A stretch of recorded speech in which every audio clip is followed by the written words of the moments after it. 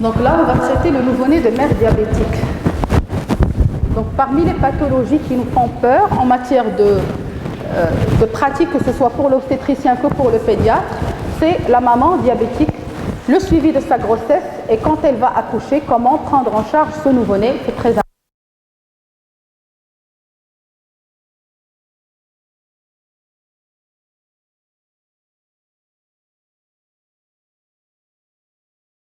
La question, il faut savoir que 3 à 5% des grossesses sont chez des mamans diabétiques.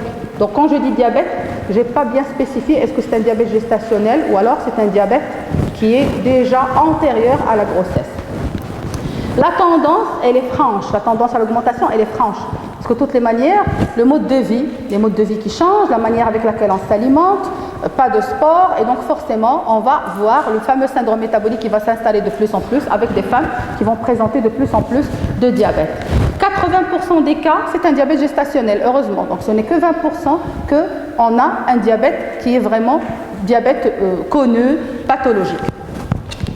Donc les définitions du diabète gestationnel. Donc il y a ce qu'on appelle, là c'est un petit mot surtout ce qui se passe. Donc il y a une insulinorésistance qui est induite par la grossesse en elle-même. Il y a les mamans qui ont tendance à augmenter leur chiffre de glycémie, qu'ils soient diabétiques ou pas, parce que cette insuline, même si elle est là, on a une résistance du corps de la maman à cette insuline. Ça se voit pendant la grossesse, c'est tout à fait physiologique. Et il y a ce qu'on appelle le diabète type 2, mais qui n'est pas dépisté avant la grossesse et on ne va le découvrir qu'une fois la maman enceinte. Donc sachez qu'il y a des critères. On demande généralement une glycémie à jeun à toutes les femmes qui sont enceintes. Maintenant, il y a des critères sur lesquels il faut s'acharner quand vous avez des antécédents qui sont déjà connus. Par exemple, vous avez une maman dont les parents les deux sont diabétiques. Les parents sont diabétiques. C'est une maman qui a pris beaucoup de poids pendant la grossesse. Il y a des facteurs qui prédisposent, donc il ne faudrait pas passer à côté. Il faudrait passer à des tests plus sérieux. Il y a ce qu'on appelle le test OMS, c'est les gynécologues qui le font, les obstétriciens, et donc il faudrait le proposer systématiquement. C'est comme le fameux HGPO, l'hyperglycémie provoquée par voie orale, mais là on joue sur les quantités. On donnait 100 mg ou 100 grammes, je ne me rappelle plus, on va donner maintenant des 75 grammes. Donc c'est plus les obstétriciens et les laborantins qui savent ça, mais il faudrait savoir le demander et penser à le faire. Le diabète insulinodépendant, il y a le type 1, c'est-à-dire une maman qui est connue diabétique étant jeune, elle a son insuline. Donc c'est une maladie qui est connue tératogène, c'est-à-dire le bébé il risque de nous faire des problèmes si cette maman n'est pas équilibrée avant. Donc pour ce genre de femme, si elle compte avoir des enfants, si elle compte tomber enceinte, il faudrait qu'elle équilibre son diabète avant la grossesse. Il faut qu'elle soit programmée, cette conception. L'hémoglobine glyquée devrait être inférieure à 7% si cette maman devrait concevoir ou penser carrément à une grossesse pour que les malformations soient évitables. Au-delà de 7%, ce n'est pas gagné. Donc il faudrait dire à cette femme qu'au-delà de 7%, il se peut qu'elle ait des malformations et des malformations assez sérieuses. Il faut quand même intensifier l'insulinothérapie chez cette maman qui est connue insulinodépendante. Elle recevait l'insuline jusque-là à dose normale pour équilibrer ses chiffres à elle. Maintenant, elle doit encore plus recevoir de l'insuline pour équilibrer ses chiffres et normalement ne pas toucher son bébé. Il faut multiplier les injections, faire beaucoup d'autocontrôle, par dextro bien entendu, et parfois même proposer une pompe à insuline pendant la grossesse, ce qui serait trop pratique parce qu'on a beaucoup d'injections. Donc ce qui est important dans la pompe, c'est que ça va délivrer à des moments assez précis les doses qu'il faut d'insuline. Il faut faire un suivi tous les 15 jours et à partir de 26 semaines. Donc ça, l'obstétricien, il faudrait en parler à cette femme. Et nous, on découvre encore des mamans qui sont connues insulinodépendantes, diabétiques insulinodépendantes, et qui vont venir le jour de leur accouchement. Ils n'ont jamais vu de médecin, ils n'ont jamais consulté, ils n'ont rien fait. Et on va se retrouver avec des calamités par la suite. Donc le dépistage, donc stratégie de dépistage 2010, donc il faut dépister une cible de patients à risque dont j'ai parlé. Donc avec des antécédents personnels de diabète gestationnel ou de macrosomie. Les mamans qui sont prédisposées à faire des bébés macrosomes, de gros bébés, elles sont prédisposées à faire un diabète. Donc il faudrait les dépister. Les mamans qui ont un diabète chez les apparentés premier degré, c'est-à-dire les parents ou la fratrie. Et puis un indice de masse corporelle, justement un indice de corpulence qui est supérieur à 25 chez les mamans. Donc c'est une indication à faire un dépistage. L'âge maternel quand ça dépasse les 35 ans. Donc sur ces critères-là, il faudrait se baser pour faire notre dépistage systématique. Les méthodes de dépistage, donc la glycémie à jeun, tout le monde la connaît. Au premier trimestre, si on dépasse 0,92 grammes par litre ou on arrive à 0,92 grammes par litre, c'est un diabète gestationnel. Et des fois, ça nous arrive d'attendre 1,10 ou 1,20, le chiffre ordinaire, alors que normalement, c'est ça le chiffre sur lequel il faudrait s'alarmer. Si vous êtes déjà au-dessus de 0,92, c'est qu'on est devant un diabète gestationnel. Et malheureusement, on a encore des obstétriciens qui passent à côté de ces chiffres-là. Si vous avez une glycémie à jeun tout à fait normale, là, il faudrait proposer ce qu'on appelle le test OMS, entre 24 et 28 semaines. Et donc là, c'est le même principe que l'hyperglycémie provoquée par voie orale, et on va donner 75 grammes de glucose. Les valeurs sont pathologiques quand vous avez la première glycémie à T0 qui dépasse 0,92, une glycémie à 1 heure plus tard qui dépasse 1,80 et à 2 heures plus tard qui dépasse 1,53. Donc on a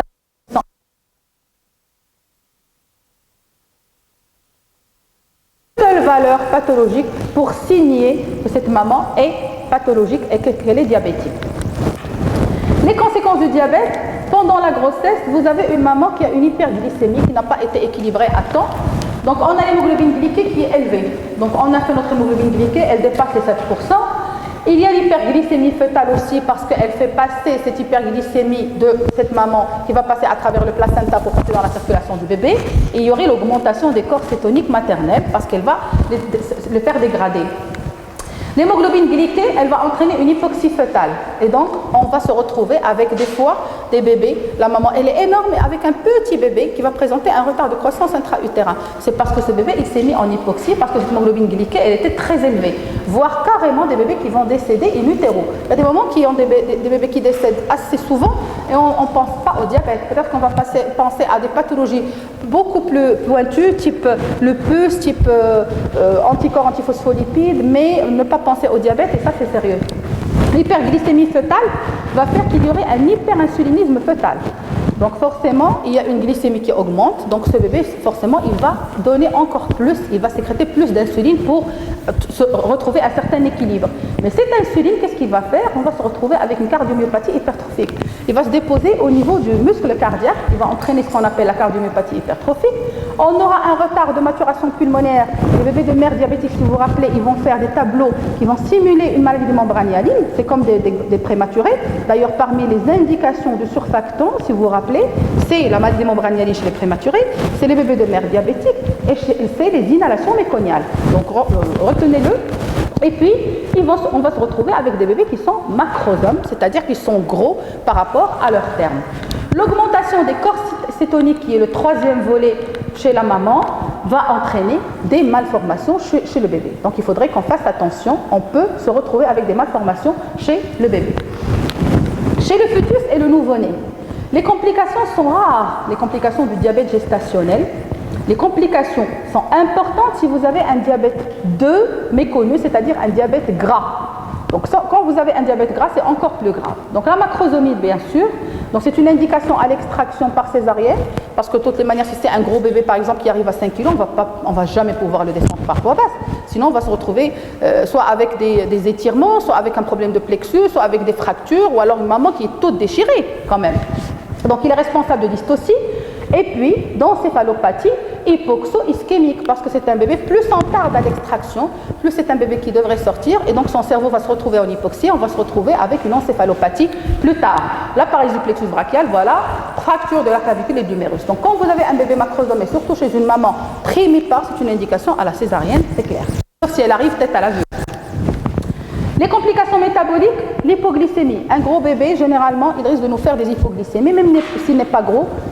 À partir du moment où il a eu l'habitude d'avoir assez de glucose in utero, qu'il y a eu cet hyperinsulinisme fœtal va persister ex utero, et donc on va se retrouver avec une hypoglycémie à la naissance qui serait majorée, d'autant plus que quand vous avez un bébé qui est soit prématuré, soit présentant un retard de croissance intra-utérin. Ceci dit, toutes les autres complications vont survenir. Hypocalcémie, hyperbilirubinémie type ictère, surtout pour le diabète insulino-dépendant. Les malformations, et c'est ce qu'on craint le plus, ils se constituent avant la 7e semaine de gestation. C'est pourquoi on insiste auprès des mamans qui comptent avoir des bébés et avoir une conception d'avoir un chiffre d'hémoglobine glyquée qui est inférieur à 7%. Parce que déjà, moins de 7 semaines, on va se retrouver avec des malformations qui sont déjà là. Le lien va se faire justement avec le niveau de glycémie de la mère et l'obésité. Plus elle est obèse, plus le niveau de glycémie est élevé, plus le risque de malformation est là. Les malformations cardiaques, 5 fois plus, il y a la cardiomyopathie hypertrophique, mais que je dirais reste banale. Parce que la cardiomyopathie hypertrophique, il y a un muscle cardiaque qui est là, qui est hypertrophié. On peut se retrouver avec un petit souffle, une légère dépendance d'oxygène les premiers jours, mais après il peut sortir son problème. Et généralement, vers 1 an, tout va disparaître.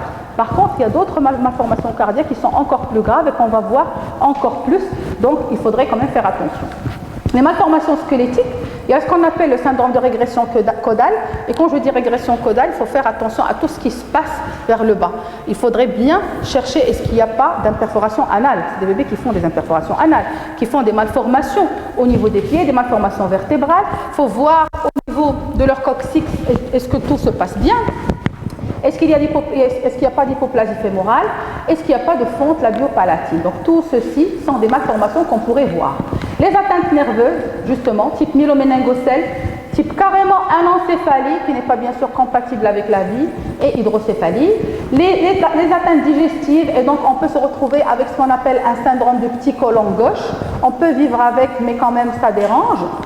Génito-urinaire, un hypospadias, une agénésie rénale, et donc ça fait partie de ce qu'on appelle l'atteinte, le syndrome de régression caudale, et puis carrément une mort fœtale in utero. Un risque, il est beaucoup plus augmenté en fin de grossesse, surtout quand le diabète est mal équilibré. Raison pour laquelle quand vous avez une maman diabétique qui est mal équilibrée, on n'arrive pas à gérer ce diabète, donc généralement, par consentement entre le néonatologue et le gynécologue, on peut anticiper cet accouchement parce qu'on a un suivi quand même assez important. On va voir est-ce que tout va bien. S'il y a le moindre signe qui est alarmant, il faudrait passer cette maman en césarienne ou la déclencher. Soit la déclencher pour la faire accoucher par voie basse, soit la passer en césarienne parce que le bébé risque de décéder. Et puis la cardiomyopathie hypertrophique qui est fréquente. Donc la plupart des bébés de mères diabétiques vont se retrouver avec un indice cardio-thoracique qui est quand même assez grand. Et donc on va se retrouver avec une cardiomégalie. Et donc c'est quand même 15 à 35% des cas. Le plus souvent on a une hypertrophie septale et à la naissance on aura une expression clinique qui n'est pas vraiment très importante. Moins de 5% des enfants vont présenter un petit souffle systolique, un accès de bradycardie ou tachycardie et des signes d'insuffisance cardiaque, mais qu'on va pouvoir gérer pendant la naissance, généralement la première semaine, c'est des bébés qu'on va sortir chez eux et on aura un suivi tous les 3 mois, voire tous les 6 mois jusqu'à 1 an, et après tout va rentrer dans l'ordre. Donc ce n'est pas vraiment la cardiopathie qui dérange. La pathologie pulmonaire, on aura une détresse respiratoire néonatale par retard de résorption, surtout quand vous avez un bébé qui naît par césarienne. Donc la plupart du temps, c'est des macrosomes. Donc quand vous avez un macrosome avec une maman primipare, on propose d'emblée la césarienne. Et donc vous vous rappelez, il y a ce qu'on appelle le poumon de Césarin, donc le défaut de résorption de liquide amniotique, qui va encore augmenter cette détresse. Il y a la maladie des membranes hyalines, justement, l'immaturité qui est due à la prématurité induite, parce que nous-mêmes, on a induit cette prématurité, on a fait sortir ce bébé avant terme pour qu'il ne décède pas, et puis elle est plus fréquente même si vous avez le même âge gestationnel. C'est-à-dire, par exemple, un bébé né à 35 semaines dont la mère n'est pas diabétique peut ne pas faire de maladie membrane hyaline. Par contre, quand la maman est diabétique, il a plus de chances, beaucoup plus de chances de faire une MMH que l'autre. Et puis, le syndrome d'inhalation, qui est dû glycée. Les pathologies hématologiques et la polyglobulie, c'est comme un retard de utérin, donc on va se retrouver avec des globules rouges au plafond, une hémoglobine qui est quand même assez importante, mais qui n'est pas symptomatique. Donc on ne propose ni saignée ni rien du tout. Donc déjà quand on a un bébé chez nous, moi je dis toujours, les saignées c'est ce qu'on fait nous dans nos services, on fait des saignées sans le savoir, parce qu'à partir du moment où vous prélevez des bébés, c'est comme si vous faisiez des saignées. L'érythrocyanose et l'hyperviscosité sanguine, bon, bien sûr médicalisée, mais pas vraiment de soins importants. Type 1, une maison d'accouchement ou alors des hôpitaux périphériques. Le type 2, c'est comme l'hôpital Farabi, c'est ça le type 2, c'est-à-dire vous avez une structure où il y a un service de néonatologie, mais pas de réanimation néonatale. Quand est-ce qu'on va proposer ça? C'est quand vous avez un bébé soit macrosome, soit hypotrophe, un âge gestationnel, il n'est pas à terme, mais il dépasse les 34 semaines. Le diabète n'est pas équilibré chez la maman et on n'a pas de malformation. On peut oser. Mais non, avant la naissance, vous avez un retard de croissance ou une macrosomie, un terme qui est moins de 34 semaines, déjà on le classe grand prématuré, il y a de le diabète n'est pas équilibré et en plus, malformation. Éviter les problèmes. À la naissance, le pédiatre devrait être présent en salle de naissance. L'alimentation, voilà, c'est très important. Bien sûr, l'hypocalcémie aussi.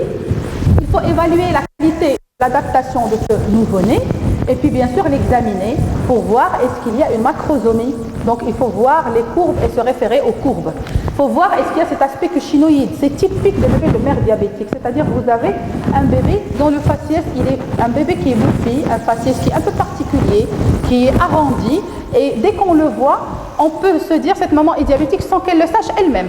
Et des fois, c'est le bébé qui nous fait découvrir le diabète chez la maman. Sachez qu'il y a des mamans qui sont mal suivies. On a un bébé macrosome, sans problème. Donc pour elle, elle a des macrosomes, ça fait partie de sa vie. Mais sachez que pour diagnostiquer cette femme, pendant les 3 premiers mois en postnatal, il ne faut pas demander de bilan chez cette maman. Il faut attendre qu'elle dépasse les 3 mois, le temps qu'elle retrouve son équilibre glycémique normal. Il faudrait demander chez elle une glycémie à jeun, voire une AGPO. Et peut-être, la plupart du temps, on va tomber sur un diabète qui est passé inaperçu jusqu'à ce qu'elle arrive aux complications. Donc il faut évaluer la qualité de l'adaptation de ce bébé parce qu'ils sont disposés à faire des détresses respiratoires néonatales, faire un examen clinique à la recherche de macrosomie comme on a dit, l'aspect cushinoïde, l'hypertrichose, c'est-à-dire un bébé qui a plein de poils. Il est en hypertrichose, le bord externe des oreilles, surtout il y a plein de poils sur le bord externe des oreilles, l'érythrocyanose, on a dit que c'est des bébés qui sont polyglobuliques. Des fois, on peut avoir une hépatomégalie, voire une splénomégalie, et rechercher les malformations, surtout les malformations qui sont assez visibles, neurologiques ou alors tube neural. Ne pas oublier d'ausculter le cœur pour voir est-ce qu'il n'y a pas de souci. La prise en charge, attention à la tachycardie, c'est un signe de cardiomyopathie hypertrophique, on voit des compensations. Donc il y a une tendance à la bradycardie habituelle quand les voies conductrices sont infiltrées, donc là, il faut faire attention, c'est des bébés qu'il faut brancher à l'ECG constamment. C'est la première semaine où tout se joue. Après, une fois dépassé la première semaine, il n'y a plus de risque. La glycémie, pour les bébés supérieurs au 90e percentile ou inférieurs au 10e, c'est-à-dire les macrosomes ou les hypotrophes, il faudrait faire une glycémie ou dont la mère était sous insuline systématiquement parce qu'ils sont prédisposés à faire une hypoglycémie. Il faut la faire avant la deuxième tétée ou précocement. Moi, je la fais généralement 30 minutes plus tard. Parce que 30 minutes, s'il y a une hypoglycémie, elle est là. Donc un bébé qui fait une hypoglycémie déjà à la naissance, c'est un bébé qui risque de nous faire des complications. Il faudrait le prendre au moins pour équilibrer cette glycémie et prendre ses dextros toutes les 3 heures. À partir du moment où on a 3 chiffres qui sont normaux, là on stoppe la surveillance. Les indications d'hospitalisation, une détresse respiratoire néonatale. On doit prendre ces bébés. Malformation, ça dépend du type de malformation, il faudrait les prendre. Une hypoglycémie sévère, inférieure à 0,2, on ne joue plus avec. Là, j'ai dit sous les hadiths, il faut le prendre, il faut le mettre sous pompe et bien sûr donner à la seringue autopulsée. La prise en charge toujours dépendra du poids, du type d'alimentation et de la glycémie avant la deuxième tétée. Et donc ça va déjà nous permettre de classer aussi cet enfant. Est-ce qu'il est de grade type 1, c'est-à-dire il n'y a pas vraiment de grande gravité, type 2 ou carrément type 3, surtout quand vous avez une hypoglycémie résistante et que vous avez un bébé soit macrosome, soit hypotrophe. Et qu'on arrive difficilement à alimenter. Les vitamines et l'alimentation, donc l'allaitement maternel, il est toujours gardé. Donc un bébé de mère diabétique, il faudrait qu'il soit alimenté correctement et surtout au sein. L'alimentation, elle est plus difficile à la lactation parce que généralement, c'est des bébés qui sont un peu hypotoniques. Et donc même le réflexe de succion, il n'est pas bien établi. L'effet préventif sur les hypoglycémies est très important en matière d'allaitement maternel et surtout la survenue de syndrome métabolique. Donc il faudrait donner ce lait maternel parce que ça pourrait prévenir le syndrome métabolique ultérieurement, c'est chez ce nouveau-né à l'âge adulte. L'alimentation artificielle, oui, quand vous avez un enfant de faible poids de naissance, donc là, il faut proposer un lait pour prématuré. Par contre, l'aberration qui se fait encore pour les anciens pédiatres, ils donnent un lait pour prématuré chez les bébés macrosomes. Je ne trouve aucune indication ni aucune logique dans ce qu'on fait. Pourquoi? Parce que quand vous donnez un lait pour prématuré, vous vous rappelez, c'est quoi la portion sur laquelle on joue? C'est beaucoup plus les protéines. Donc vous augmentez la ration de protéines chez un bébé qui est à la base macrosome. Donc c'est pas dans cette logique qu'on va travailler. Nous, il faut qu'on joue sur le glucose et normalement un lait premier âge ordinaire, voire un lait maternel sont largement suffisants pour couvrir ce qu'il faut couvrir chez ces bébés-là. Ne jamais proposer un lait pour prématuré chez un bébé macrosome. Par contre, oui, chez un prématuré ou un faible poids de naissance, oui. Puis supplémenter bien sûr en vitamine D. La surveillance postnatale, donc passe par la clinique. Il faudrait voir sur le plan cardio-respiratoire, est-ce qu'il n'y a pas de détresse, est-ce qu'il n'y a pas d'insuffisance cardiaque, surtout en matière de cardiomyopathie hypertrophique, est-ce qu'elle est gérable ou pas. L'enfant, est-ce qu'il est érythrosique? De toutes les manières, on ne propose pas grand-chose, mais juste le surveiller pour voir cet état de viscosité sanguine. Le transit, surtout quand on craint pour le petit côlon gauche, c'est-à-dire si le transit n'est pas établi à temps, il faudrait craindre justement ce syndrome de petit côlon gauche. L'ictère et les mouvements anormaux, ce sont beaucoup plus des trémulations et non pas des convulsions. Donc pour faire la part des choses entre une trémulation et une convulsion, vous savez comment faire? Comment? Donc les trémulations, bon, c'est des mouvements qui sont faits surtout par les mains et les pieds. Donc c'est un bébé qui fait bouger ses mains et ses pieds, mais d'une manière vraiment assez saccadée. On a l'impression qu'il convulse. Donc ce qu'on va faire, on va lui prendre ce membre, tout simplement. Si vous arrivez à immobiliser le membre, c'est un bébé qui trémule, tout simplement. Si vous n'arrivez pas à l'immobiliser, ce sont des convulsions qui sont d'origine cérébrale, neurologique, et il faudrait y penser sérieusement, parce qu'une trémulation n'est pas une convulsion. Après, donc... sur le plan biologique, il faudrait prendre sa glycémie, bien entendu. Au départ, on va faire juste des dextros et par la suite, c'est carrément des prélèvements sanguins. La calcémie à J3 avant les signes cliniques, parce que les 2 premiers jours, vous avez le reflet beaucoup plus de la calcémie maternelle et surtout que vous n'avez pas de signes cliniques. Maintenant, vous avez des signes cliniques, il faut demander cette calcémie. Il se peut qu'il nous fasse une hypocalcémie, mais le premier jour. La magnésémie, c'est hypocalcémie, parce que des fois, quand vous avez une hypocalcémie, forcément, il y a une hypomagnésémie qui va s'en suivre. Et puis, la numération, surtout s'il est érythrosique, pour voir ce taux de globules rouges et d'hémoglobine. Et la bilirubinémie, si c'est un ictère. Sur le plan échographique, il n'y a pas de consensus pour l'échographie cardiaque dans la surveillance des enfants de mères diabétiques. À partir du moment où vous avez un bébé qui présente des signes cliniques anormaux, type détresse respiratoire, type accès de cyanose, type souffle de systolique à l'auscultation avec un indice cardio-thoracique qui est quand même assez important, accès de bradycardie ou voire tachycardie, il faudrait qu'on fasse notre échographie cardiaque pour ne pas passer à côté d'une cardiopathie ou une cardiomyopathie hypertrophique. L'indice cardio-thoracique chez un nouveau-né, vous vous rappelez, normal, c'est inférieur à 0,6. D'accord? C'est pas comme le grand enfant qui est à 0,5, le nourrisson 0,55. Donc chez le nouveau-né, à partir de 0,6, c'est là où on parle, au-delà de 0,6, c'est un indice cardio-thoracique qui est élevé. L'objectif de cette échographie, c'est de dépister une hypertrophie septale avec un obstacle à l'éjection et qui va nécessiter un traitement par les bêta-bloquants. Donc ça ne va pas nécessiter grand-chose en matière de cardiomyopathie hypertrophique, surtout quand vous avez des troubles de rythme, c'est beaucoup plus des bêta-bloquants à la naissance. À long terme, chez la mère, il y a possibilité de développement d'un diabète non insulinodépendant. Donc une maman qui a présenté un diabète gestationnel, ce n'est pas dépourvu, ce n'est pas anodin, c'est-à-dire il faudrait attendre les 3 premiers mois qu'il passe et refaire le bilan chez cette maman. Il se peut qu'elle fasse un diabète qui va persister. Et puis, il faut suivre ces femmes, il faut réaliser justement une hyperglycémie provoquée par voie orale à partir du 3e mois après l'accouchement, parce que pendant les 3 premiers mois, les chiffres sont déjà déséquilibrés, il ne faut pas les prendre en considération. Chez l'enfant, le poids de naissance, il est élevé et donc on a une obésité maternelle. Donc quand il est macrosome et que la maman est obèse, le risque de syndrome métabolique chez l'enfant ultérieurement est encore plus important. Quand vous avez un excès pondéral chez l'enfant, normalement, qui arrive jusqu'à 50%, il faudrait savoir que c'est des anciens macrosomes. Quand vous avez un ancien macrosome, c'est un bébé qui est prédisposé à faire justement un excès pondéral dans l'enfant. Pour conclure, vu la gravité des complications dues au diabète maternel, il faut suivre rigoureusement les grossesses, prendre en charge les nouveau-nés dans les structures adaptées et selon les cas. Donc ce n'est pas facile.